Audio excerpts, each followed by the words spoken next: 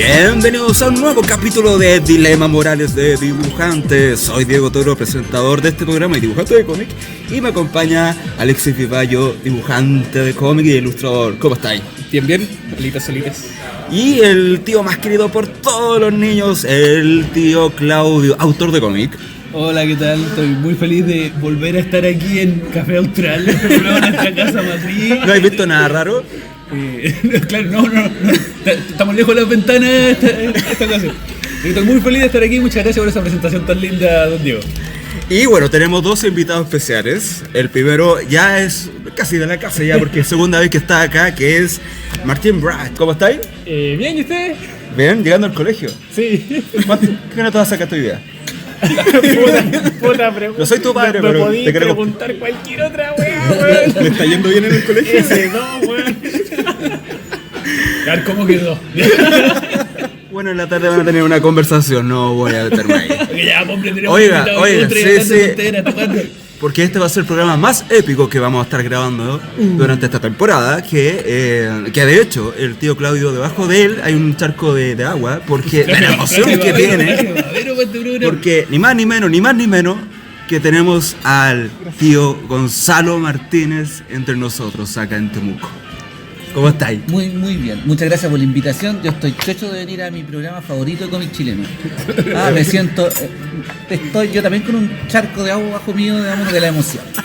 Oiga, contémosle a la gente que Dilema Morales y Santillana hicieron un esfuerzo para que el tío Gonzalo estuviera aquí presente hoy día. El gentil oficio de Dilema Morales. Sí, y bueno, la gracia del programa de hoy día va a ser aprovechar que está el tío Gonzalo. ¿Te podemos decir tío Gonzalo? Díganme como quieran. Te lo Este es mi decimos. programa favorito, digamos. Don tío. Sí, don tío, con respeto. No, y la gracia de aprovechar de que está acá Gonzalo Martínez es aprovechar de conversar sobre el estado del cómic chileno actual. Yo creo que podemos conversar, yo sé que había una pauta para esto, pero voy a pasármelo un poquito por donde sea. Hagamos una conversación abierta. Yo quiero tocar un tema que el tío Claudio siempre toca, que es Roy Story, y aprovechando que tenemos al autor acá, podemos comenzar de ese momento. Yo quería partir justo por ahí, joven, porque... Ya nos leemos la mente. Con una sola mirada. Sí. ¿Por qué vamos a hablar del buen estado de la historieta actual aprovechando que está Gonzalo Martínez? ¿Cachai? ¿Cuál es la relación? Para mí la relación es obvia. Yo sé que hay mucha gente que se enoja cuando yo digo esto, pero soy de la idea de que la historieta chilena tiene un revival en los últimos 10 o 12 años que no te puedo decir si es mejor o peor que otras épocas, pero es la época que estamos viendo y para mi gusto es una muy buena época, y eso empieza con la publicación de Road Story, según yo, la publicación de Road Story de Alberto Foguet y Gonzalo Martínez, que hoy nos acompaña coincidentemente. ¿Usted participó en esa...? Yo participé, sí. ¿Nos puede contar cuál fue el tras bambalinas o no? Sí, a ver, yo me puedo alargar, ¿cierto? Todo lo que usted quiera. Bueno, yo como saben, yo soy arquitecto, pero cuando cumplí como los 40 años me empezó a complicar el hecho de que uno llega a la mitad de la vida, uno se va a morir, ahí uno empieza a morirse, uno se muere como a los 80, entonces... Y dije, la fecha de caducidad. Claro, entonces yo quiero hacer historieta, pues yo hacía historieta, yo hago historieta desde los 5 años y empecé a publicar profesionalmente en el año 87. Pero hacía historieta en la tarde, después del trabajo, y llegó un punto en donde entre que para lo que yo quería hacer y lo que yo quería contar no me alcanzaba el tiempo, pero sobre todo no me alcanzaban las neuronas, ¿no? Porque uno puede hacerse el tiempo, pero hay una cosa de desgaste de neuronas que no, y lo que conseguía hacer no era suficiente. Además que es como el segundo tiempo, porque uno en la mañana está como fresquito, sí, y después en la noche dedica ese tiempo, sí, que está cansado para hacer lo que uno más quiere. Exactamente, y además que es pensar, porque uno, yo soy un convencido, ya muchos están convencidos de eso, pero que a pesar de que hace tiempo no era así, que la historieta es un arte. Sí, pues. Y uno tiene que reflexionarla, no es que te encargues, no, uno está constantemente reflexionando qué es lo que está haciendo, por qué lo está haciendo, etcétera. Y uno no tiene tiempo para eso cuando la reflexión, todo se da. Entonces decidí dedicarme a hacer historieta. Yo había publicado unas cosas en Estados Unidos y yo pensaba que la cosa era chancaca. Y no, o sea, yo dije, ya tengo un par de cosas publicadas en Estados Unidos, ya entré, va a ser fácil, voy a ganar plata. No. Entonces el año 2004 empecé a hacer historieta. Sé que yo le puedo hacer una recontrapregunta justo en ese momento, porque es que yo soy de la idea que hay dos formas de encarar este trabajo como trabajo. Sí. Y uno es por encargo, Sí. y el otro, que es muy distinto, es ¿Sabes que eso como es autor. una conversación súper interesante? Yo siempre te escucho. Pero dejémoslo para otro podcast. No, es que para allá voy. Ya, pero es que en ese momento Sí, no, usted en está- pensando, porque uno, cuando parte, uno escucha lo que te dicen alrededor. Claro. ¿Sabes? Que la pega es por encargo. Claro, y que está como establecido eso. claro, que el objetivo es dibujar Spider-Man. ¿Sabes? Entonces, y uno está medio ciego. Si uno no piensa mucho eso, de uno, eso es, y te ponía a hacer pruebas. Por eso este podcast tiene la labor informativa para todos Bueno, los nuevos valores. por eso estoy orgulloso y feliz de venir acá. Por eso lo trajimos también. Entonces yo me puse a hacer pruebas para Francia y pruebas para Estados Unidos y fueron rechazos tras rechazos. Pero es que eran pruebas para conseguir pega por encargo. Sí, por encargo. Para entrar a sí. una editorial y que le pagaran un sueldo. Exactamente. Y rechazo tras rechazo. O sea, rechazo. Tengo un alto de 20 centímetros de páginas rechazadas en mi casa. Que las tengo ahí para no Es olvidarme. que a todo esto yo las vi, están muy buenas. Bueno, entonces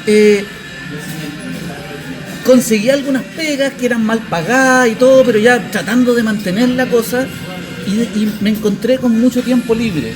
Miren cómo es la vida, digamos. Uno no toma decisiones, uno no es. Esa obsesión de que uno toma la decisión correcta, esa obsesión de uno de ser perfecto, ¿han cachado eso? No, esa cosa como de la pureza, ese neomaniqueísmo en que estamos envueltos. Entonces yo vivía rechazo, pero me vi con un montón de tiempo libre también porque de pruebas nadie me encargaba nada. Claro. Tenía unas peguitas que eran más o menos nomás, Chiquititas. etcétera, chiquititas. Entonces dije yo voy a hacer algo, digamos, tengo que hacer algo, tengo que hacer historieta. ¿Qué es lo que quiero hacer en el fondo? ¿Quiero dibujar Spider-Man o quiero hacer historieta?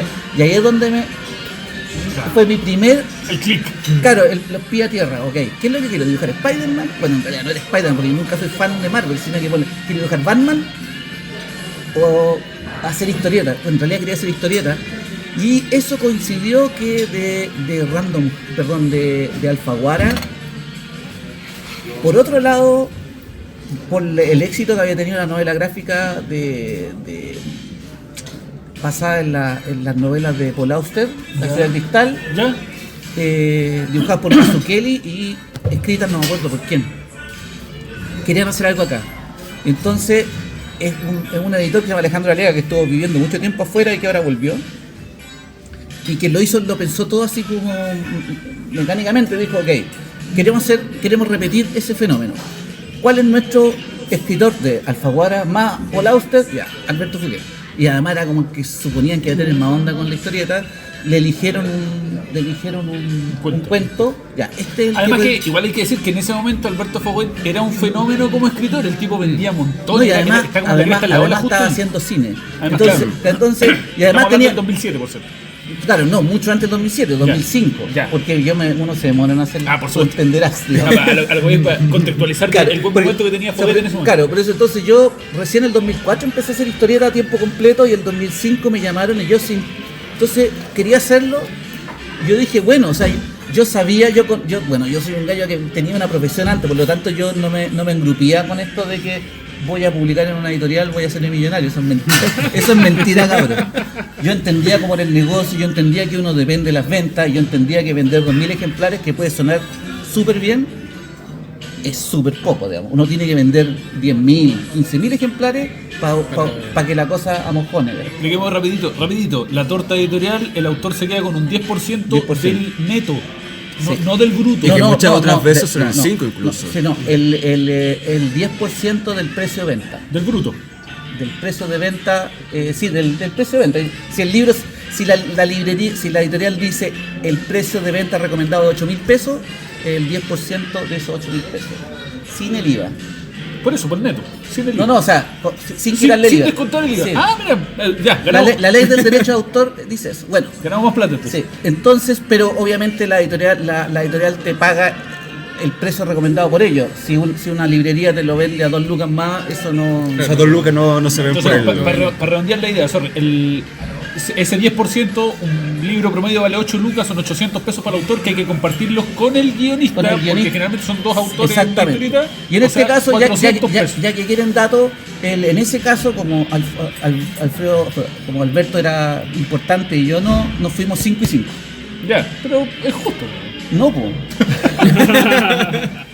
Cuando trabajo con Sergio Gómez, que Sergio se hace unos guiones así muy súper buenos, pero muy sintéticos. El guionista de KKH. Sí, es 7 y 3.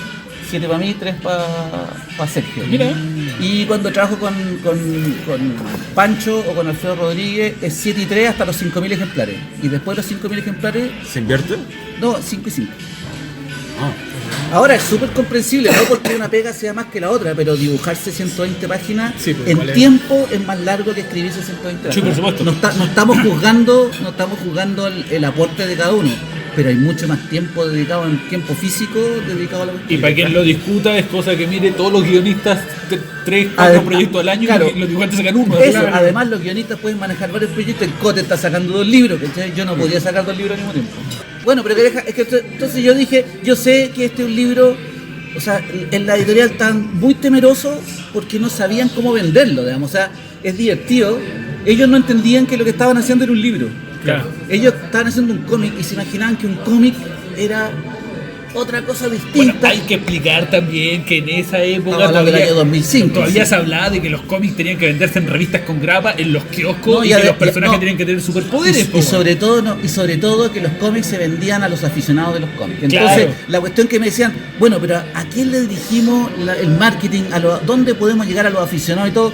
Yo les decía, a mí no me interesan los aficionados al cómic, ¿no? Claro, porque los aficionados al cómic saben lo que está saliendo y te lo van a comprar o no, independiente de cómo te lo agrupan, sí. ¿Cachai? O sea, no por despreciar a los aficionados al cómic, pero en el fondo no es plata perdida gastar en marketing para los aficionados. Hay que ganarse al gran público. Igual es un libro que vendió súper poco, vendió 2.500 ejemplares. Pero se reeditó después, ¿no? No se ha reeditado nunca.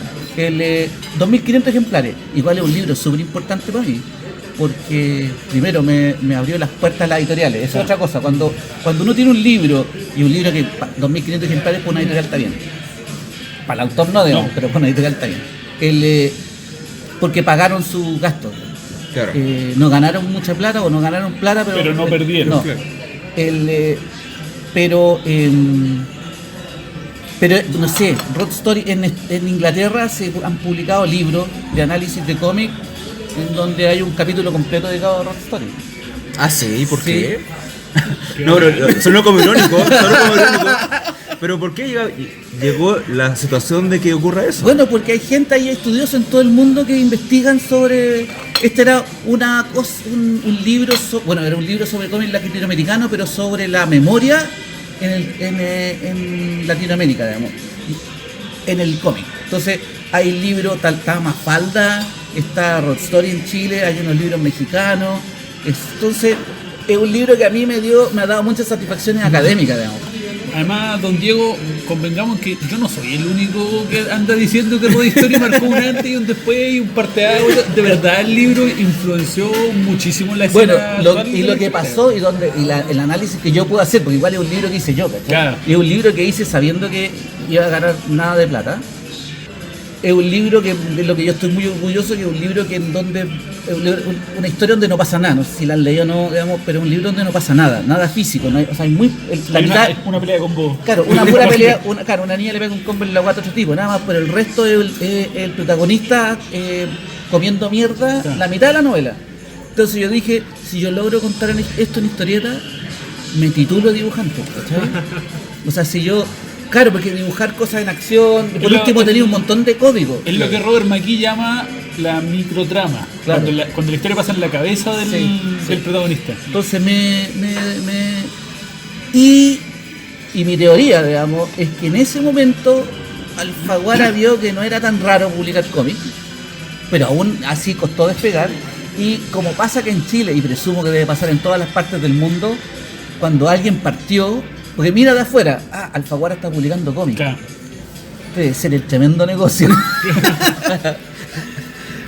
Entonces, yo creo que ahí las demás editoriales dijeron, puede ser. Pero igual la cosa se demoró, porque efectivamente Alfaguara no sabía cómo promocionarlo, no sabía cómo venderlo. Era todo nuevo. Todo nuevo, digamos, porque era como... Y sobre todo en el hecho de que esta cosa, yo insistía que esto yo creo que se promociona en el gran público, no el público lector de historieta no. Y yo insisto, no por despreciarlo, sino que el público lector sabe lo que le gusta y lo que no le gusta y me va a leer o no me va a leer independiente de todas las marihuanas que yo le haga. Sí, ahora, de todas maneras, el 2010 fue como que empezó a tomar fuerza el tema de publicar cómics chilenos con ese formato también. Sí. Pero la llave de puerta para todo eso fue Road Story. No sé, porque eso es lo que dice, yo no puedo andar diciendo esas cuestiones, ¿cachai? No, pero yo también recuerdo... Ahora yo lo digo y lo defiendo y me agarro un poco. Pero yo creo que efectivamente ese libro publicado porque ya se habían publicado muchas cosas, pero yo creo que primero está eso. Ok, una editorial grande se atreve a hacer novelas gráficas, la cosa debe ser, yo creo que mucha gente se dijo, aquí hay algo. Lo otro es la idea de novela gráfica, o sea, en el sentido, la novela gráfica es un formato. Mucha gente cree que uno le dice novela gráfica por no decirle cómico o historieta, cuando en realidad las novelas gráficas son historietas. Y hay otra gente que asocia la novela gráfica a un género, que es lo que yo digo, el género hipster con brazos fideo, claro, como un estilo de dibujo, claro, una temática específica. O las cosas slice of life, digamos. No, claro, la novela gráfica es un formato que en el fondo plenamente. publicáis un libro. En Ergo Comics todavía no se decían. De hecho. Sí, por ejemplo, yo hago una clase para profesores, digamos, en donde les muestro ejemplos. Por ejemplo, el comic book o revista historieta. Que es otro porque formato. Otra cosa, no, pues le dicen, se llama cómic, no se llama novela gráfica. Ojo, le digo, aquí, cuando yo era chico se le decía historieta hasta que vinieron unos snobs que le empezaron a decir cómic. O sea, de snobs a snob y medio. Porque, bueno, está el comic book o revista historieta, que son revistas que son con periódicas, ¿no es cierto? O mensuales, o quincenales, o semanales, como cuando yo era chico. Entonces, ¿qué es lo que pasa con una revista historieta o comic book? Hay una producción que tiene que estar lista en un mes o en 15 días. ¿Cachai? Y eso condiciona claro, obvio. Y además el guionista y el dibujante tienen que saber contar la historia en una cantidad determinada de páginas. Claro. O sea, la historieta es un arte industrial y los procesos industriales afectan el arte, para bien o para mal. Sí. O sea, no estoy diciendo que sea bueno o malo, para bien o para mal, el proceso, por lo tanto, los japoneses una de la semana, entonces tienen que producir de claro, y por eso cuentan de esa manera, ¿cachai? Sí, bueno, sí. ¿Te das cuenta esa de dibujar harta raya porque tienen que producir esas páginas? Entonces, lo que es hablar con gente que sabe. El álbum franco-belga es como un comic book, pero con otros tiempos, porque también son 46 páginas, por lo tanto, y son arcos más cortos, etcétera, pero también estáis sometidos a un tamaño, porque además el tamaño es otra cosa, el tamaño sí importa en la historieta. Sí, o sea, si tú tenías un librito chico, la cantidad de información que podéis poner ahí es súper distinto a si tenías un formato. Entonces, escúchenlo, señores editores, no agarre un álbum francés y lo achique al formato de papel que a usted le conviene, por favor. ¿Quién lo hizo? Ay, Hay unos libritos que lo editan. Que los Lucky Luke, suponte, lo editaron en tamaño librito. No se lee nada. Déjate los Lucky Luke, los Bob Roger, cuestiones de los años 40 que se publicaban en páginas formato periódico, en medio mercurio, los hicieron en libritos de 26 centímetros. Claro, eso es un problema editorial, pero también está el problema artístico. Es decir, yo tengo este formato, yo no puedo pensar en este formato con 3 páginas, con 3 viñetas. Claro. O sea, podría, pero... Vamos al editor, el tío Gonzalo hizo una pantomima de una página grande. Una página grande. No se va a ver. No, verdad, se me olvida esa cosa. Entonces, mientras que, bueno, está la tira diaria, que es otro formato, y otra exigencia, que ya no existe la tira diaria. Están los cómics antológicos, que también están desaparecidos, digamos, la Trauco, Bandido, Simo, son 84. En Italia todavía existen. Todavía existen. Y contenitores. Sí, y está la novela gráfica. ¿Y cuál es la característica de la novela gráfica? Que no tiene que ver ni con la temática, ni con la seriedad, ni con nada. Tenís cualquier formato, o sea, cualquier tamaño. Todo depende de lo que quiere el autor. Bueno, obviamente el editor tiene sus restricciones porque le sale más barato publicar en determinados tamaños, claro, etcétera. Claro. Pero si el autor convence al editor que quiere que su novela gráfica sea cuadrada, va a ser cuadrada. Sí. Entonces, que sea horizontal. Claro, entonces tení el formato que el autor quiera, la cantidad de páginas que el autor quiera, por lo tanto no hay esa restricción de esta weá tengo que resolverla en tantas páginas. Se puede resolver en 120 páginas como Mochadic o en 500 páginas como Blankets. En ese sentido el autor tiene completo control. Y yo, por ejemplo, en Road Story tengo páginas en negro que no me aguantarían en Marvel o DC. Pero mira, hay un tema re interesante, porque pensando en esta cosa que decía yo delante, de que uno ve la pega como pega por encargo y es pega por encargo y la cuestión. A uno le pagan por página. Sí. Entonces con esta nueva forma de encarar el trabajo, que es lo que usted está describiendo, el formato de novela gráfica, ¿cierto? Y uno puede resolver en la cantidad de páginas que uno quiera, la cantidad de plata que a uno le pagan, en realidad es un porcentaje por derechos de autor, pero uno también tiene que ser súper honesto en cómo resuelve eso en 30 páginas o en 80, porque yo tengo pensadas historias de 200 páginas. Sí. Estoy trabajando en una historieta de 200 páginas. Y yo sé que si yo cobro eso por página, que si yo cobro 50 lucas por página, la cantidad de plata que yo tendría que vender para poder tener un retorno es infinito. Entonces por ahí me conviene más hacer un librito de 60 páginas que lo voy a poder vender igual a las mismas 5 lucas. Puede ser, sí. Entonces hay que pensar todo eso. Es que a lo que voy es que igual esas libertades que uno tiene como autor con esta cosa de la novela gráfica también están condicionadas con el mundo real igual. Tiene una responsabilidad por medio. Que uno igual tiene que pagar arriendo. No, sí, es verdad. Entonces son decisiones que uno toma. Yo no podría hacer una historieta de 500 páginas porque me salgo para atrás, ¿cachai? Pero de repente en un momento voy a decirte, esta cuestión no la puedo resolver en menos de 500 páginas y la tendría que hacer en 500 páginas. Lo otro que pasa también es que las editoriales, cuando ya te tienen confianza, te pagan adelanto. Claro. Son igual adelanto a las ventas. Claro. Y a veces los adelantos son bien generosos, digamos. Hasta ahora a mí no me ha tocado que me alcance a pagar toda la producción. Pero yo me imagino que cuando Scott McCloud hizo El Escultor, claro, seguramente el adelanto que le pagaron era lo suficiente como para que él trabajara en el libro.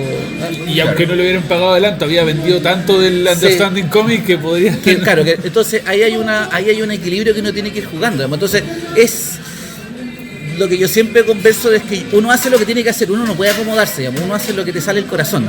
Ahora el asunto es cómo lo vendí. ¿Sabes? ¿Cómo eso que tú querías hacer? Pues yo no voy a decir, mira, hay una de zombies, lo que está de moda es los zombies, estuvo de moda hace un año, los zombies, hay que hacer de zombies. Puta, no me interesan los zombies, no voy a hacer de zombies, ¿cachai? Yo voy a hacer de... Si yo cuando hicimos Mocha-Dick, Mocha-Dick salió publicada en el 2012, la empezamos a hacer en el 2010, por ejemplo. Si yo le hubiera dicho a Pancho. No a Pancho no, porque Pancho está embalado, pero si lo hubiera dicho, no sé, a algún amigo del cómic, a Guatón Chazán, que yo lo adoro, pero le he dicho, oye, ¿sabes qué vamos a hacer?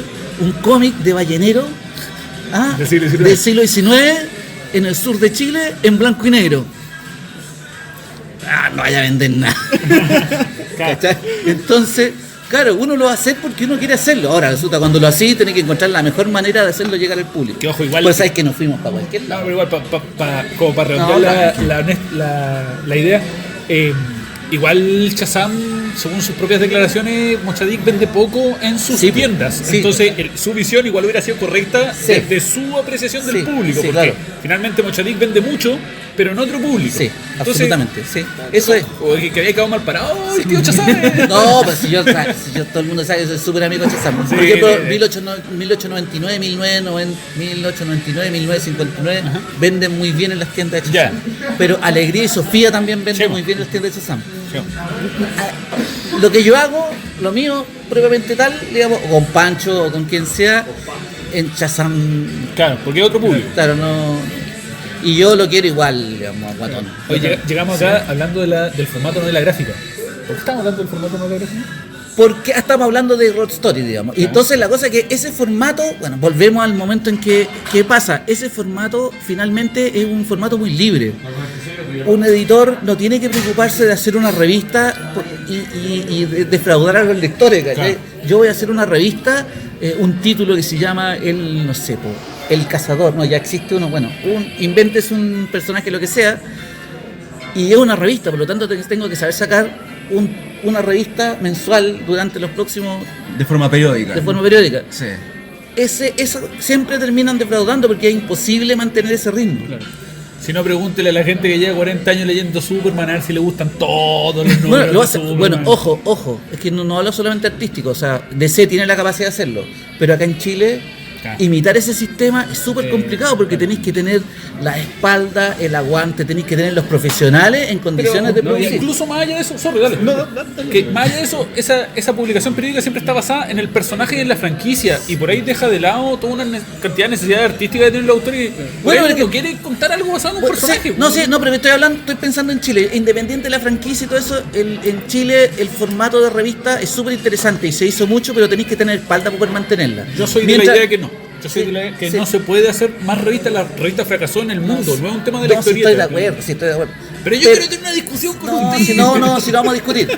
Pero, ¿a dónde voy yo? Es que el formato novela gráfica permite entregar un producto de un solo pencazo. Sí, porque por ¿Cachai? ejemplo está el caso de los japoneses que se lo pasan dibujando una revista una tras otra Sí. y hay gente que está con la espalda ya.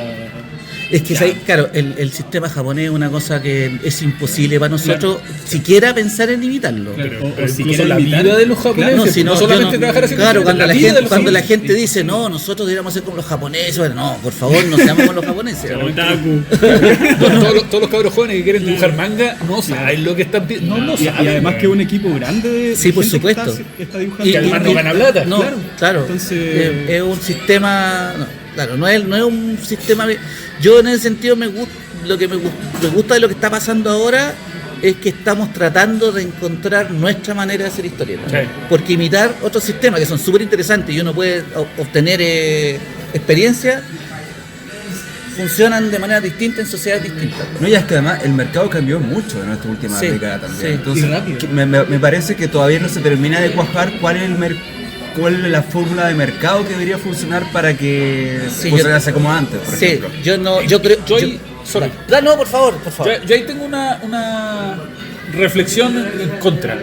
Usted tiene una reflexión con Siempre. Kama Sutra del Siempre. cómic chileno. Ya está. Tengo postura para todo. Postura para todos. bueno. Mi punto es, tú acabas de decir cómo encontramos esa fórmula para que vuelva a ser como antes. O sea, pero es que yo en que- yo capítulos soy- anteriores hemos hablado al Está bien, respecto. pero es que yo soy de la idea de que no hay que tratar de volver a ser como antes. Yo estoy de acuerdo ¿Cachai? contigo, No, Claudio. porque volver a ser como antes es una mala idea porque antes tampoco era tan bacán como todo el mundo cree. Vos fíjate que los autores antes no eran autores, eran empleados, ¿cachai? Sí. No se les pagaba tan bien como se dice. No, porque- pero con lo que yo me refiero, ponte tú, lo que pasó con la industria de la música es que ya no encontró ese rumbo que tenía antes, que eran grandes industriales que producían. Pero claro, pero ahora hay otra industria Ahora que está es, Spotify, por ahí es mano. igualmente saludable o incluso más saludable en algunos aspectos, que es lo que yo Pero, digo de la historieta claro, nacional pero actual. que no termina de tomar forma todavía. Pero es que estamos en ese proceso Sí, y por ahí ¿sabes por qué? eso Estamos en eso. ¿Sabes qué? Era eso, tampoco es pauta. No, es que yo coincido con Claudio en el fondo que pensar que las cosas sean como antes ya no van a ser como antes y ya no hay, o sea, Además hay una cuestión de nostalgia, ¿no? el otro día yo no sé, lo contesté en una entrevista que decía que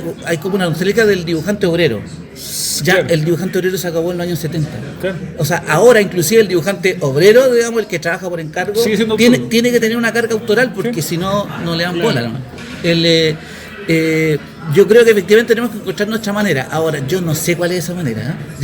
Una de las cosas que yo aprendí, o sea, no que he aprendido, digamos, que he decidido en mi vida, es que yo no me puedo hacer cargo de todo. No, claro. Suena claro, porque se han dado cuenta que nosotros cuando conversamos estas cosas nos echamos a la espalda la responsabilidad de encontrar la solución a la cuestión. Claro. No sé, yo no tengo idea. Uno hace lo que puede en el territorio Es de que uno.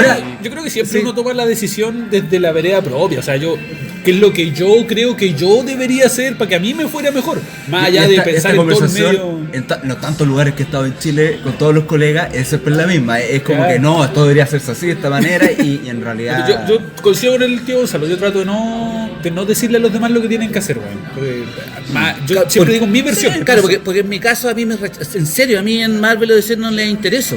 O en el mercado franco-belga, no, o sea, yo he sido un rechazado toda la vida, ¿cachai? Y ese rechazo me llevó Claro. a la posición que estoy ahora, en donde estoy súper feliz. Si no me hubieran rechazado, quizás estaría haciendo otra cosa. Quizás también sería feliz. Estaría ¿cachai? dibujando linterna verde. ahora. No sé, ¿cachai?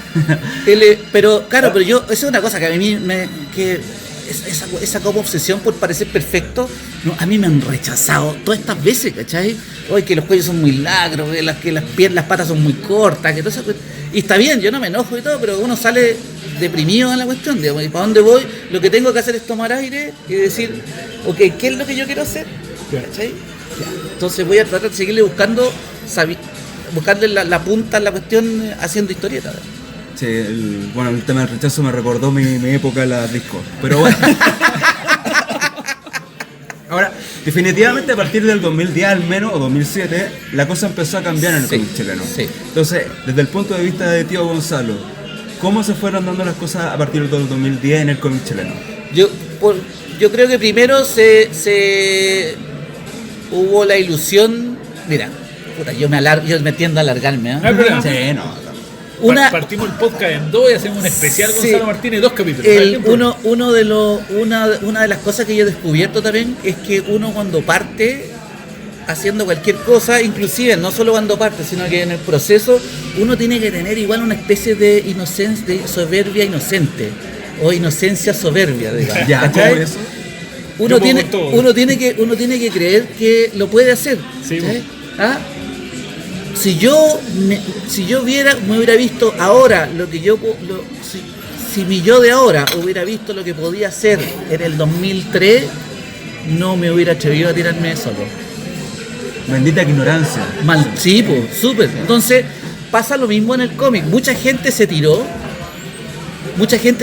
a hacer cosas porque pensaron que la cosa era súper buen negocio. Claro. En el caso, por un lado, y en el otro, no, esta cuestión está bueno, esta cosa funciona. Y eso vino el famoso boom que todo el mundo pelea, ¿no? ¿Cuál boom?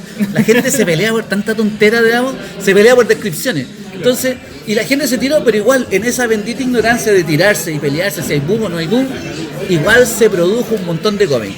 De todos esos cómics... Todos los meses habían lanzamientos en el Club Galería. Sí. Todos los meses. Sí. Pero, discúlpeme, todos los meses hay lanzamientos. Yo creo que el cómic chileno se sigue produciendo y lanzando. Pero por no a ese nivel.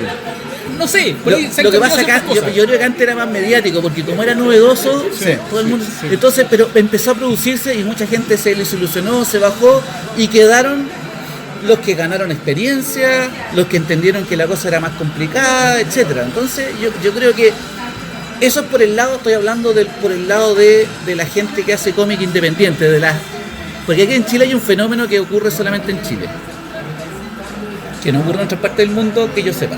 Yo estoy seguro que algún auditor de Hungría se va a poner a reclamar. Bueno, como cuando me alegaron por Canberra, por por Tasmania. Bueno, es una, pues, porque yo he viajado y no me ha tocado conocerlo, quizás tendría que... el hecho de que aquí en Chile hay editoriales chicas dedicadas exclusivamente a los cómics, ¿cachai? No, pero eso pasa en todos lados. No, pero déjate. Pero además, las editoriales transnacionales grandes, todas publican cómics de autor nacional. Sí, eso sí. O sea, están esos dos mercados que son mercados distintos, porque uno vive del mercado de los eventos y cosas así, y el otro vive del mercado de los libros. El retail de los libros. Claro, entonces cuando me dicen no hay industria, sí hay industria, ¿sabes? Porque ¿tú crees que no hay industria de los libros en Chile? Claro. ¿Cachai? No, pero incluso más, porque la propia industria de los libros tiene a su vez dos mercados, que son el de librerías y el de colegio. Exactamente. Que conviven y como que se entrecruzan un poco. Sí, entonces, igual son lo loco que hace 10 años atrás nos hubiesen dicho que editoriales grandes van a publicar cómics chilenos. Es que hay otros países donde tú se lo decís ahora y todavía se te ríen en la cara. En todas partes. No, pues convengamos que en Estados Unidos, por ejemplo, Scholastic es una editorial gigante. Sí. Pero por ejemplo, en otras partes de América Latina no se da tampoco. No, pero es que incluso, no sé, en Francia, las editoriales del libro siguen siendo editoriales de libros y las de cómics son de cómics, ¿cachai? No son las mismas. Sí. Entonces, es igual es un Aquí se da ese fenómeno que es muy loco. Y además que, o sea, yo el otro día tuvimos una reunión con la gente de Planeta, con la Planeta y todos los autores de cómic de Planeta. Estamos grabando. Sí, no pasa nada. Nos invitaron a comer. En el fondo como celebración de todos los libros que hemos hecho. Vamos a invitar a los autores de Planeta. Yo dije, el Pancho, yo, Félix. Personales. 12 personales. Autores de cómic. Autores de cómic chilenos. Porque está la Nati Chuleta. Está la Daniela Tirs, está la Fernanda Frick. Está gente que no conocía, está Alberto Mon, está Guatón Salina, ¿cachai? Está Martín Cáceres que está preparando un libro ahora. Entonces, yo quedé para adentro, ¿cachai? Uno dice, los autores de Planeta chilenos, de cómic, 5, ¿cachai? Nada, y es que además aparece otro tipo de autor de cómics que son los que hacen tira. Claro, y además que no que hagan tira cosas, sino que hacen tira cómica. Entonces, es un fenómeno que pasa acá y es súper interesante, digamos. O sea, esos son Planetas. Random House tiene su otra línea. Bueno, tiene la línea de cómic. Reservoir Book. Claro, Reservoir Book está, bueno, tengo Alex Nemo ahí, está Malimagen, también está Alberto Montt, está Alejandra Costa, está la Maliki ahí. O sea, Santillana que es más chiquitito, es mucho más. O sea, Planeta es la mitad de Random. De la industria editorial chilena. Claro, la mitad de Random. Ah, ya. Random son lejos los más Gigante, grandes. Y Santillana es mucho más chico. Y Santillana tiene los 3 Quique tiene los libros que son una mezcla entre cómic, ilustración y prosa, que el de Marco Antonio Laparra con Rodrigo López. El Cote Carvajal va a sacar You ahí. Yo estoy preparando otro libro con... Entonces al final nos dimos cuenta que... Claro, y hay otro par de editoriales más que están como en el mismo nivel de tamaño, digamos, de Santillana, como Liberalia. Sí, claro, como Libros, Catalonia. Sí. Hay varias. No sé, entonces, esa es una cosa, es un fenómeno muy interesante, que es que estas editoriales aprovechan su red de promoción y de distribución para publicar cómics, digamos. Entonces, Bueno, y otro fenómeno que también se dio fue el de los años de Allende, lo que sacó bueno, el Code, sí. cómic histórico, Sí. que probablemente se han hecho también antes, Sí, po. pero no con este tono quizás que se hizo en estos últimos años. O sea, de cuando chicos habían cómic histórico, en el Mampato salía la historia de Chile por Ruiz Tagle, que lo leíamos todos. O sea, han habido cómic histórico, pero ahora nuevamente el formato de la novela gráfica, ¿cachai? Que es un formato autocontenido. No necesitáis vender un personaje y no sé cuántos números. Claro, ir comprándolos todos. Claro, aquí tenía un libro y lo podéis comprar en cualquier librería. Entonces, ahí hay una... Y además tocan temas como, bueno, Los años de Allende, un libro que está súper requete contra traducido. Sí. ¿Cachai? Hay una edición coreana de los años. Exactamente, es súper interesante eso. No se hagan ilusiones, no es que en Corea, bueno, todavía no se sabe, pero no es que vendan 800.000 ejemplares, claro, no. En todas las partes se vende un poquitito, digamos, pero mientras más partes te ti, Sí, por supuesto, claro. entonces Más mando. es súper, yo lo encuentro muy interesante. Yo cuando fui a Francia el año pasado, me di cuenta que mis cosas allá a los franceses no les interesan, ¿cachai? Claro, uno dice, puta, que venga, y en verdad uno dice, que venga. Pero Porque igual uno tiene la ilusión. Pero es que también es como ir a vender zapatos a una zapatería. Sí, po. no, sí sé, pues, pero es que lo pasa, uno tiene, porque uno tiene la cosa Ahora nerd, voy a ir a Francia, la ahora cosa voy a nerd, volver millonario. la cosa nerd, la cuestión, de entonces, no me gusta el dibujo no, me muestran a Félix Vega, estas son cosas que quiero. pero te lo dijeron los editores. Sí, por los editores, pues. Ya, No, directamente. pues sí, yo fui con el consejo, en realidad el Consejo Pro de la Chile. Cultura, Pro Chile y la DIRAC nos llevó. Y en el fondo te llevan a trabajar y te llevan a tratar de vender tus cosas, digamos. Ellos están haciendo una pega súper interesante. Sí, lo hemos hablado mucho con el tío De Claudio. hecho, sí, yo soy de la idea de que Chile, el tema del apoyo estatal a la Bueno, historieta... eso tampoco lo pueden creer afuera. Sí, pues, ni yo- los españoles, ni los yo insisto franceses, ni los en que argentinos. somos el mejor país de Chile con el tema del apoyo sí. estatal a la historieta. Eso ni los españoles, ni los franceses, ni los argentinos. Y no nos están pagando. No. Entonces uno dice, chuta, pero por otro lado, ese rechazo vino a reforzar una cosa que yo estaba incubando en mi corazoncito, que es un poco ese como una cosa media, no es chauvinista, digamos, porque en realidad no está mal, el nacionalismo patriotero está súper alejado de mí, pero en el fondo, ¿para qué seguirle haciendo cosas a los franceses y a los gringos? ¿Para qué querer seguir enamorando a los franceses y a los gringos? ¿Cachai? Yo descubrí que tengo libros acá que venden bien aquí, que venden bien en Colombia, que venden bien en México. Y además, después de llegar a Francia, que la cuestión está saturada, Sí. en Latinoamérica no hay mucho. No es que haya una industria, no. Pero hay un terreno fértil. Pero que- hay una posibilidad Sí. de generar... Entonces yo dije, ahí me bajó la weá. O sea, yo ya la tenía hace tiempo, pero se reforzó esa cosa. Hablemos de nuestras cosas. Sí. No hagamos cómics genéricos que se puedan vender en todas partes. No, hagamos cómics de acá y se venden en otras partes la raja. Pero hagamos cómics latinoamericanos, yo quiero- compañeros. la mano izquierda era yo quiero hacer una reflexión ahí, como a ver si, ¿qué opina usted? En los 70 y 80, volviendo a esta cosa de Japón, ¿no? En los 70 y 80 en Japón se hacía un montón de historietas que nadie sabía que existía afuera. Solamente ellos. Como que Estados Unidos, Europa y el resto del mundo descubrió eso después de Akira o después de Dragon Ball. Y nos dimos cuenta que anterior a eso había un montón de historietas japonesas que tenían sus propios códigos, sus propios personajes, sus propios todo, y que era súper rico y súper interesante. Y nos dimos cuenta después. Sí, me gusta pensar, es una cuestión súper romántica, pero me gusta pensar la ilusión, digamos. en la historieta chilena de esa forma, así como, oye, no intentemos vender la historieta ni a los gringos, ni a los japoneses, ni a los franceses, hagamos nuestra historieta nomás, y dentro de 10, 20 años nos descubrirán y se darán cuenta de que había todo un crisol acá de historieta, porque... O quizás no, pero bueno, pero uno lo déjeme soñar. Sí, no, pero lo que uno tiene que hacer es así como del corazón, ¿cachai? Por supuesto, esa cuestión de cuando uno hace las cosas porque alguien te lo aconsejó o porque tú quisiste. Claro. Cuando alguien te lo aconsejó, si la cagaste, no, es el peor de los fracasos. Pero si fue una cosa porque tú quisiste, uno fracasa como una reina y, ¿cachai? Yo morí con las botas puestas, pero no porque me dijo, no, lo que tú tenés que hacer es no. Sí.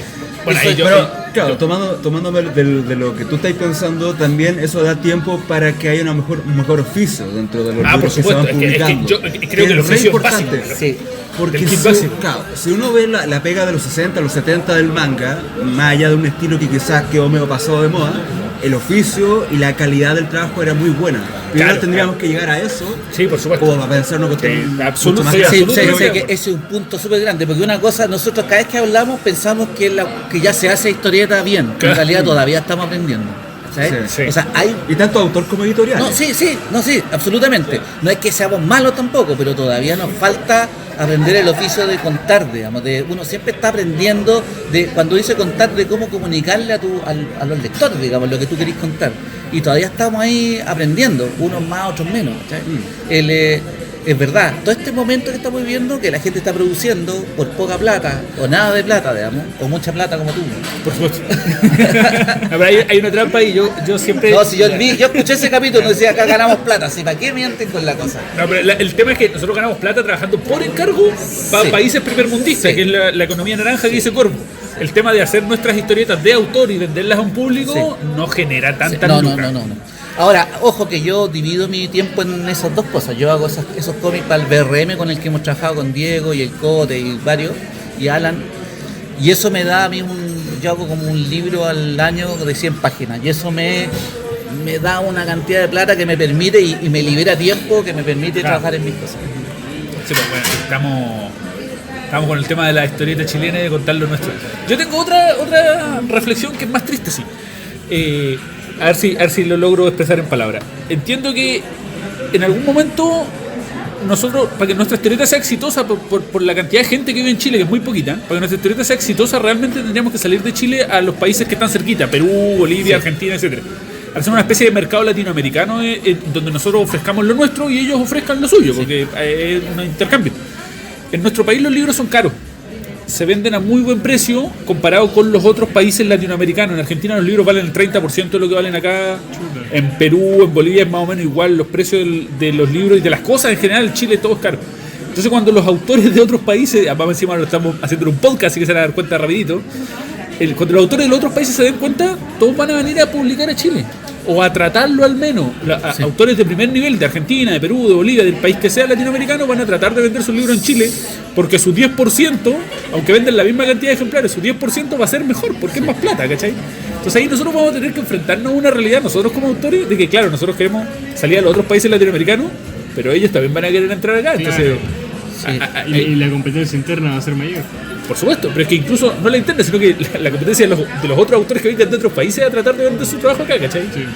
No sé, para ganar lo mismo con 1000 ejemplares, en Argentina tenés que vender 3000 ejemplares para ganar lo mismo. Y ellos es al revés, con vender 300 ya ganan lo mismo, ¿cachai? Bueno, mira, yo no lo había pensado. No, sí, yo sí.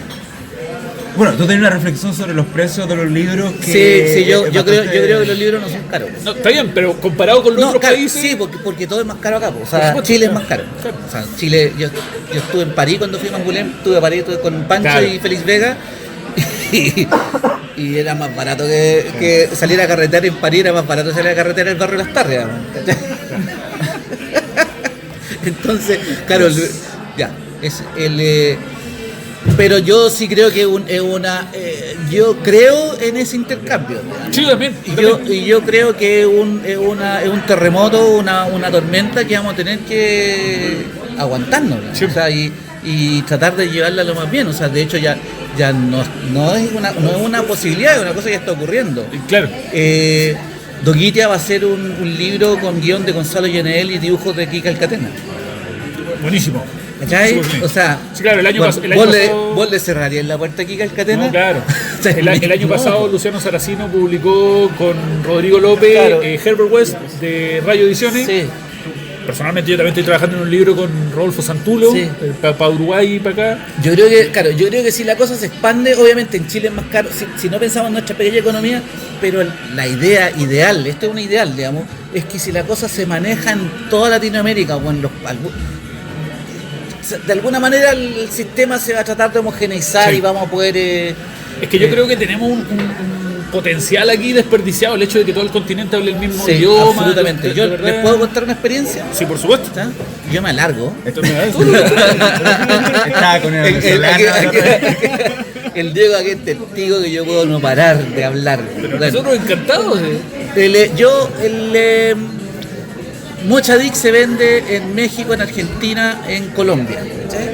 En Argentina se vende más o menos. Ah, en México se vendió bien. ¿Siempre por Planeta? No. En México, Argentina y Colombia se vende por Norma. ¿Ya? Y en Chile y España se vende por Planeta. Nuevamente, uno es el dueño de la propiedad intelectual y uno licita y en el fondo y decide con qué editorial la va a publicar en distintos países. ¿Quién tiene la mejor oferta? Claro, así funciona. O así debería funcionar.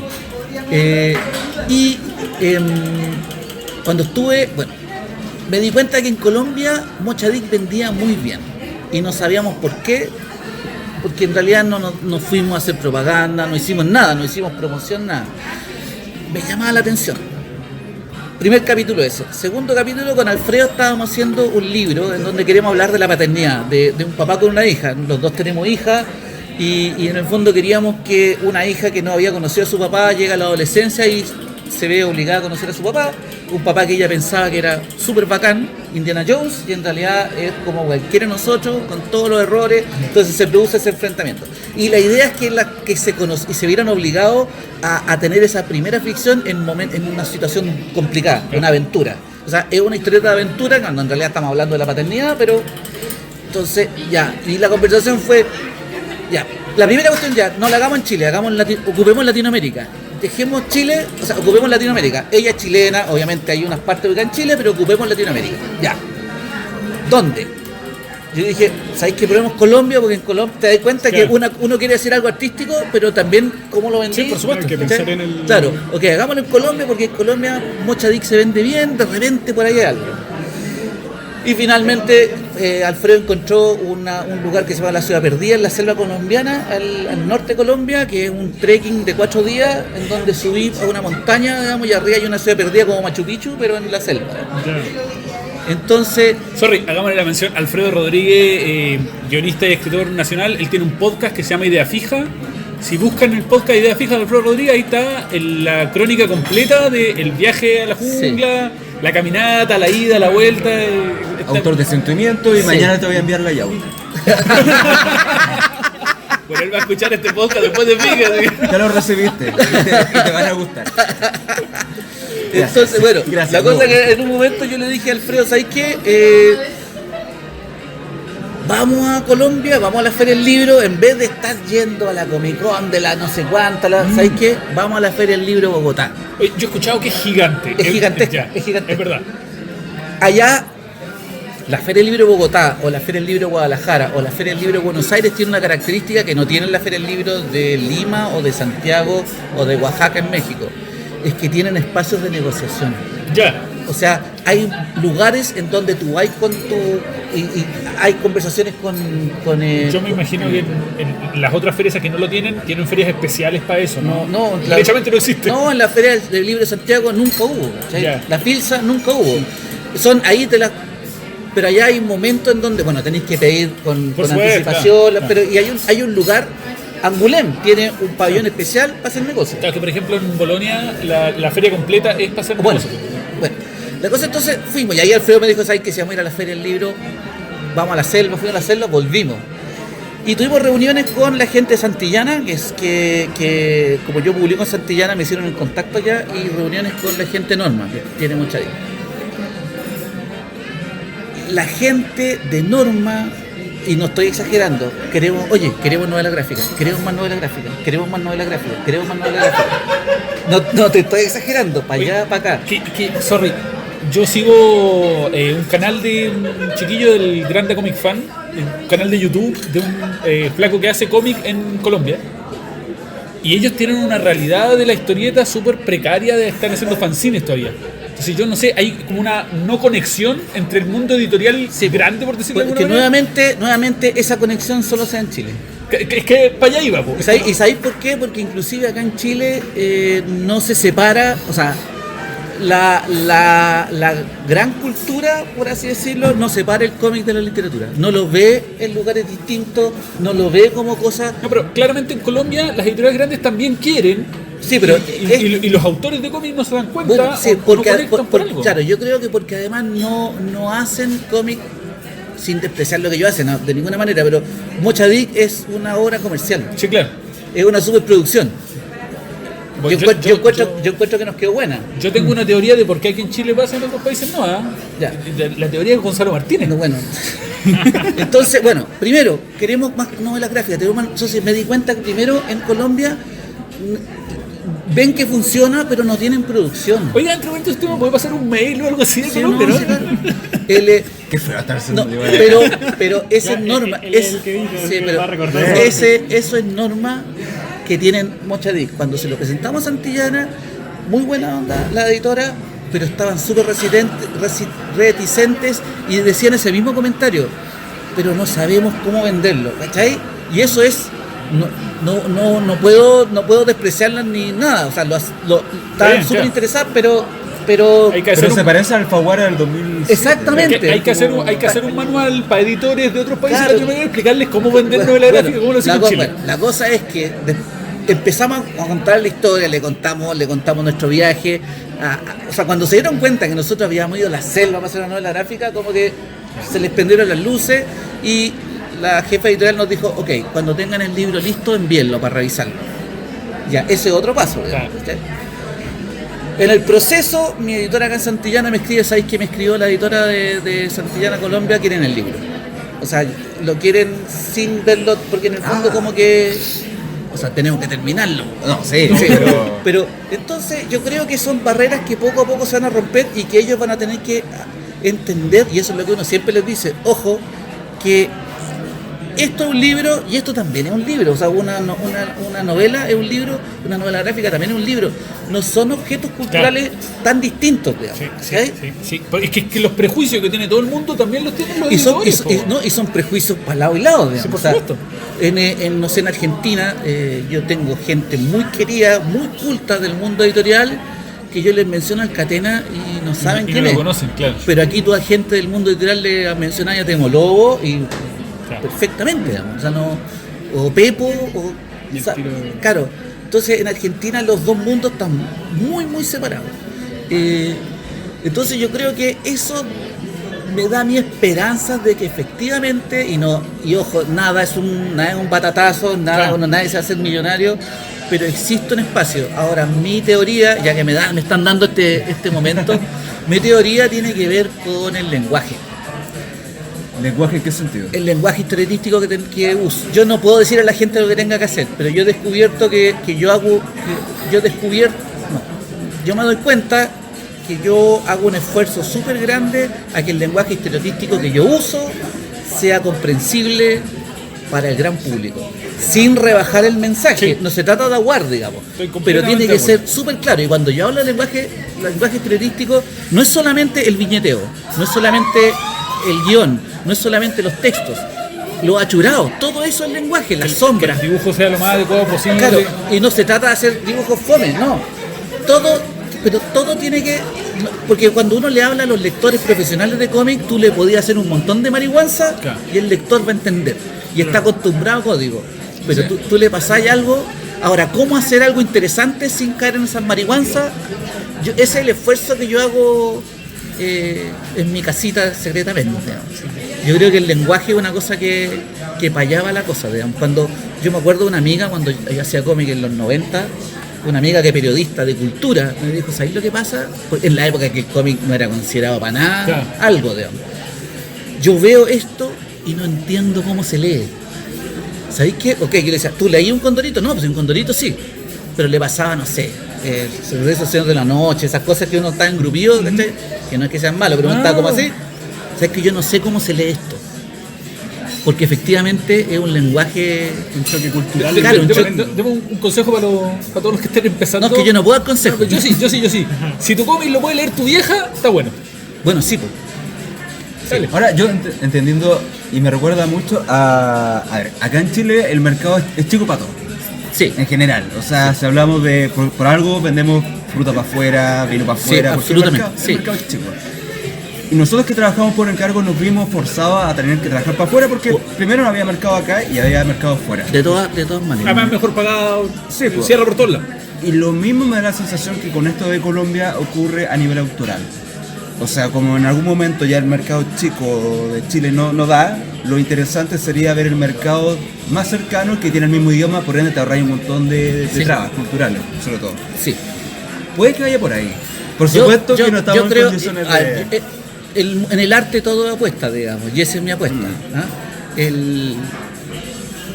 Y efectivamente esa es mi apuesta. O sea, yo estoy tratando de que lo que hago tenga una salida latinoamericana. Pero no es solo por la cuestión comercial, sino que también por una cosa de que me cabrié de que los gringos vengan a imponerme en su cultura y que los franceses vengan a imponerme en su cultura y que los japoneses vengan a imponerme, ¿cachai? Y no, ¿sabes qué? Los gringos ni los franceses te la imponen. Son los mismos locales. Uno mismo el que se la compra. Chile no ha cambiado desde Martín Rivas. Ustedes leyeron Martín Rivas, sí, esa cosa de los afrancesados. Claro. Y no es por rechazar la cultura gringa. Yo me gusta el jazz, me gusta el cómic, ¿cachai? Me gusta el cine. Está súper bien, sí. Pero bueno, hagamos las cosas como nosotros encontremos nuestra forma de hablar.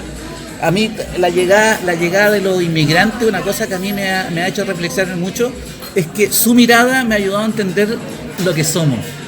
Me pasa exactamente lo mismo. ¿Cachai? Sí. O sea, uno agradece que te digan cosas que tú no sabías y que eras porque te las ven de afuera. Claro. De partida nuestra forma de hablar, que toda la gente, no, los chilenos hablamos mal. Pico, weón, nosotros hablamos la raja, me encanta cómo hablamos. ¿Cachai? Ahora, que no nos entiendan es otra cosa. Pero yo soy un defensor de la weá y Sí. me la paso diciendo esa weá. La weá es un endemismo nuestro y nos define como chilenos. Sí, entonces ahí hay algo que me bajó el amor, digamos, bueno, que pasó con Mochadic. O sea, si vamos a hablar de una cosa que pasó en Chile, en el sur, que está vinculado a un mito mapuche, que es una cosa súper local, pero con el Pancho conseguimos que la cosa fuera contada de una manera muy universal. Y que funcione en Colombia, por Y ejemplo. que funcione en Colombia, y funcione en México, bueno, en Argentina no funciona tanto, digamos. ¿Y en Pero España cómo fue? las ventas, bueno, yo imagino que España la competencia es más grande. Las ventas del semestre pasado fueron como 700 ejemplares. Yo cuento... Para un semestre está súper bien. No sé, no, está mucha dica en Chile. ¿Sabéis cuánto vende semestral? Pues sí. ¿Queréis saber, no? Sí, lo sé. No, vende mucho. ¿Cachai? Entonces, claro, pero mucha dica no es para... Pero no sé, los Quique H semestral venden 800 ejemplares. ¿Cachai? Pero parejo, po. Yo no sé, si yo quiero evaluar Mochadic en España tengo que esperar que pasen 2 años para ver 4 semestres seguidos. Claro, porque a lo mejor el último semestre se empieza a desinflar y Claro, el quinto sí. semestre. No, pero aparte ese mercado sí se parece más al chileno en el sentido de que hay editoriales grandes publicando cosas autorales del mismo país. Exactamente, sí. Pero las editoriales que más publican más españoles son precisamente las de cómic. Astiberri, Ponen Mon, Norma. claro, Norma, esas son exclusivas de cómic. Son más grandes Claro. que las exclusivas de cómic acá, digamos. Claro. Ahora sus tirajes son 1000 ejemplares, 500 ejemplares. Bueno, No, po. A menos que Paco Roca, me imagino que Paco Roca Astiberri le publica tirajes más largos. ¿verdad? Sí. Pero No, lanza un cómic y lo invitan a la tele. no, sí. una cosa- Pero en Pero es que general Paco Roca es un fenómeno. Sí, a eso me refiero. No se puede hacer una... Es que a eso me refiero claro. cuando lo invitan a la tele Sí. porque responde a otra Claro, y yo naturaleza. creo que Paco Roca consiguió eso, hablarle al gran público, no sé, ahí yo no me atrevo a tener más teorías, digamos. Claro. Y ahora, en la actualidad, ¿cómo están las cosas en el mercado, o en el, más que mercado, pero cómo van las cosas en el cómic chileno ahora? Yo encuentro que están súper bien. O sea, yo me siento muy feliz yo me sorprendí primero me sorprendí cuando nos juntaron en Planeta y éramos 12 autores, ¿cachai? Y eso está bien, Sí, ¿cachai? Me sorprendí con los títulos que están apareciendo, que se van a lanzar en la FIC en septiembre. o sea, las portadas, ha cambiado la calidad de las que se portadas. lanzaron, porque este podcast lo va a escuchar en la Bueno, si este podcast se escucha después de la FIC, fueron lanzados la cantidad de títulos con portadas súper, yo no sé de qué se trata ni nada, digamos, yo me ojeé uno así, el editor me lo mostró, pero yo encuentro que es súper interesante lo que se está haciendo, cada vez las portadas se ven más atractivas. Sí, y mejor diseñadas. Más profesional. Sí, y sabéis que mucho tiene que ver con el diseño, ¿eh? O sea, porque independiente de la ilustración de portada, muchas veces se pecaba de un diseño. Sí. O sea, ahora hay un cuidado en el diseño gráfico de la portada y del contenido del libro también, Sí. que antes no se tomaba mucho en cuenta. Pero yo creo que tiene que ver con el hecho de que nos vamos profesionalizando igual. Pues. Sí. O sea, igual llevamos 10 años haciendo esto Sí. y no sé, pues hay cabros nuevos que están muy bien. Sí. Y la gente que sigue es porque ya agarró la musculatura, porque ya tiene más. Está más. Sí, pero más allá de eso, es una cuestión que yo le vengo dando vueltas hace harto rato. Que creo que la gente que sigue después de 10 años o de 5, lo que sea, es a la gente a la que realmente le gusta hacer historieta Sí. y que disfruta haciendo historieta. Porque creo que todo lo demás viene después, eso de que no, es que me pagan bien, que gano buena plata, que lo que sea.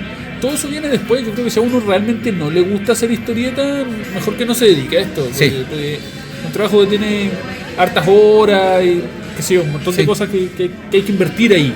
Entonces, es cierto que para ser un buen historietista o por lo menos un historietista decente, hay que estar 10 años pegado al tablero. O sea, antes de eso no sale nada que sea realmente bueno. Entonces, para bancarse 10 años haciendo lo que sea, realmente te tiene que gustar. Bueno, claro, Lo que cuando a mí ustedes- me preguntan y el dibujo, me hablan siempre del dibujo, o sea, Sí. yo le digo, ¿sabéis que a mí no me gusta dibujar? Entonces la gente queda así como.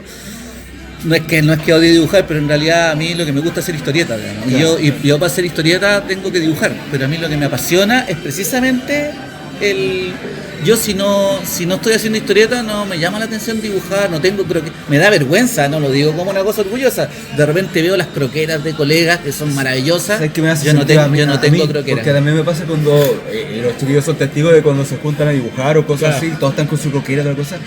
Y yo trabajo todo el día haciendo esto también. Pero que yo siempre digo lo mismo, yo soy de la idea de que la historieta tiene 3 patas, ¿cachai? El dibujo, el guión y la narrativa. Y yo me imagino que usted se inclina más por el lado narrativo. Pero son 3 patas, pues. Puede tomarlas las 3 o tomar De una. repente uno de hecho disfruta más el hecho de crear que Sí, pues, simplemente la parte dibujar. más entretenida, o sea, cuando uno se junta cuando me junto con el Pancho, con Alfredo, y te ponía a pensar en lo que quería hacer, ¿cachai? Claro. Después y la parte lateral que hay que dibujar. No, esa es la parte más divertida y hacer la hojita del árbol y la textura. todo eso. Pero ahora el digital dibuja solo. Claro, uno piensa y la cosa. Sacáis una foto, le añadí un filtro. Lo acaba de hacer con el diario de Kikeachi.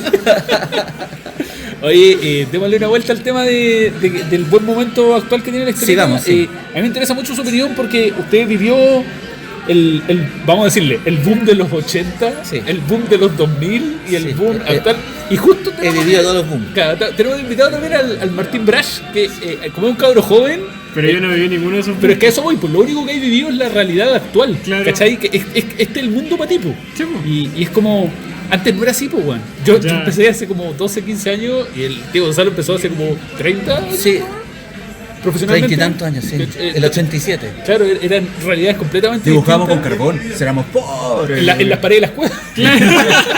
Unos servites. Pero, ¿cachai? Que ahí me interesa la opinión de los dos, po. No sé, pues, opina tú, pues. La diferencia ¿Ya de qué? De eso. ¿Cómo, pues, cómo veis el mundo actual? ¿Cómo veis la historieta actual? Que, por ejemplo, en tu misma ciudad, que es Temuco, que en el Sí. culo del mundo hay un dibujante de Batman, que ayer haya venido Félix Vega, que hoy día venga Gonzalo Martínez, ¿cachai? A toda raja, pues. Que estuviste allá en Traffic. Sí. Sí, bueno, creo que las mejores palabras que podría usar es que la weá a toda raja, weón. Fundamenta un poquito más. No sé. Hijo, fundamento un poquito más.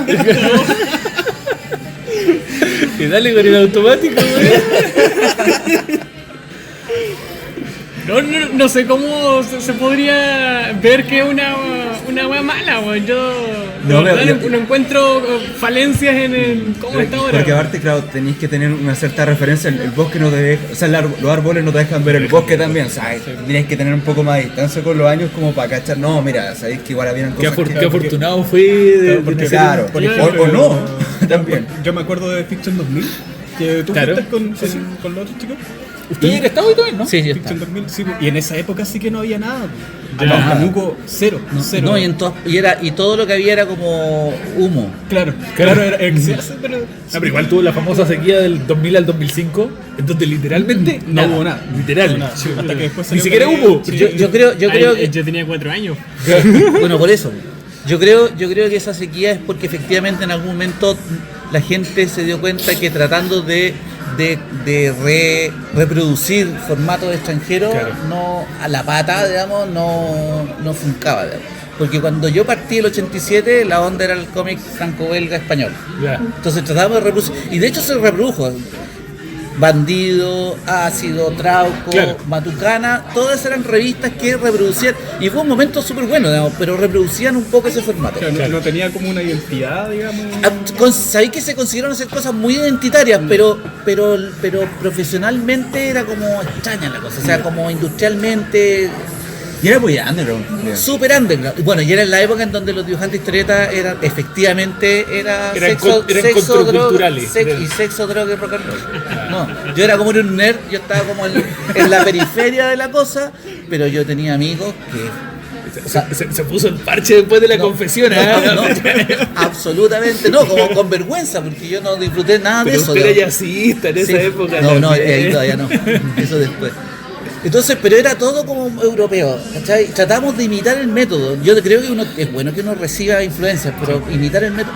Después pasó al cómic gringo, ¿no es cierto? Americano Dédalos. ¿Cachai? Y visual también en esa época. Había cómics de superhéroes chilenos que salían aquí. Y no estoy diciendo, o sea, el Medianoche de Dédalos está súper bueno. No estoy hablando de la calidad, sino que la forma de hacerlo era como... bueno, o el manga que nunca ha estado ahí, que siempre tratan de reproducir una cosa que es imposible reproducir acá. Sí. Entonces yo creo que esa sequía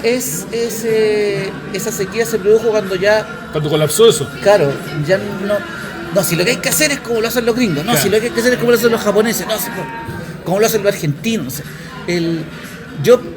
Contestando a tu pregunta, yo creo, por mi experiencia, porque yo nací el 61, por lo tanto mi infancia la viví leyendo cómics chilenos. ¿Ya? Que ojo, ese cómic chileno también era muy tributario del cómic franco-belga y del cómic gringo de esa época. Claro, pero había un sistema industrial que lo hacía posible. Y de hecho yo una de las cosas que agradezco a propósito del hablar del lenguaje, yo debo mucho a ese cómic chileno, que no era lo mejor de Latinoamérica, o sea, los argentinos eran 1000 veces mejores, pero mis raíces están ahí, no están en el cómic argentino ni en el cómic francés, están en los dibujantes de cómic chileno, que había muy buenos, pero en general la calidad no era la de la argentina. Bueno, y luego me tocó vivir precisamente el boom con Ácido, Bandido, Trauco, Matucán, etcétera. Luego me tocó ver, bueno, yo soy muy amigo de Zombie, su Dédalos, me tocó ver, Visual. Hay una persona que yo creo que no se le han hecho todos los homenajes del caso, que es Ferrera de Visuales. Claro. Javier Ferrera de Visuales, que el gallo ha estado trabajando. Un sobreviviente. Sí, un gallo que ha trabajado y no ha cejado nunca. Él, y yo puedo decir, desde mi experiencia, que no vi nada más sólido que lo que hay ahora. Todo lo anterior a mí tenía mucho humo. En el arte siempre hay humo, así que es una cosa de la que no te podís librar de eso. Pero yo creo que en estos momentos es lejos lo más sólido que he visto en toda mi historia. O sea que básicamente estamos de acuerdo los dos. Absolutamente. yo lo dije con conocimiento, por experiencia. Claro. Tú lo dijiste por tu percepción. Sí, nada más sólido. Yo me acuerdo cuando tenía la edad de Martín, no sé, yo veía... Es que tú tenías la edad de Martín justo en la sequía, pues, weón. ¿Cachai? Y no, de verdad era... Porque además nosotros tenemos una visión regional del tema. Claro, que más aleja. Y ojo a los auditores, cuando uno dice que es sólido, no quiere decir que aquí estemos todos ganando mucha plata, ni que uno es como uno es dibujante historieta y listo, tenéis la vida hecha. Sí, pero no, se hacen cosas y hay gente que puede vivir esto y ¿cachai? Y hay, o sea, yo soy de los que dicen que si hay una industria. Sí, todo el mundo me va a decir que no, pero sí, yo creo que si hay una industria. O sea, todos mis libros están dentro de una industria súper sólida. No, yo incluso voy un poquito más allá. No solo hay una industria, sino que hay libros que, yo soy de la idea al menos, que van a trascender. Hay libros que dentro de 50 años se van a poder seguir leyendo. Libros de este boom, digamos así, de este movimiento historietístico actual. Hay libros que dentro de 20 o 30 años se van a poder leer y se van a sostener y no va a haber ningún problema. Claro, sí. Que pueden haber envejecido 50 años, pero se van a seguir leyendo sin ningún problema. Sería muy bonito, sí. Sí, y creo que dentro de esos libros van a haber varios que sustean. Y espero que yo haya... no puedo hacer eso, no puedo comentar ese. Yo sí. Oye, felicitarnos a nosotros mismos porque creo que esta audio no hay nada que haya que editar, weón. Nos merecemos un aplauso que nos vamos a dar después. Al menos tú no. No, El que evita es otro. sí. Bueno, querido auditor, cerramos la primera parte de esta larga conversación, pero interesante también, con Gonzalo Martínez. Nos estamos viendo la próxima semana. Recuerden comentarnos, darle la gustea, recomendarle esto a la tía Marta y todo el asunto. ¿Sí? Recordémosle a los amables auditores que estamos en el especial 100 suscriptores, así que nos hagan sus preguntas en los comentarios. ¿Verdad? Porque todas las preguntas que estén en los comentarios nosotros las vamos a responder cuando grabemos el podcast especial 100 suscriptores. Cierto, sí. Bueno, a hacer lo que dijo el tío Claudio. Así que bueno, nos vemos en el próximo capítulo. Cuídense y adiós.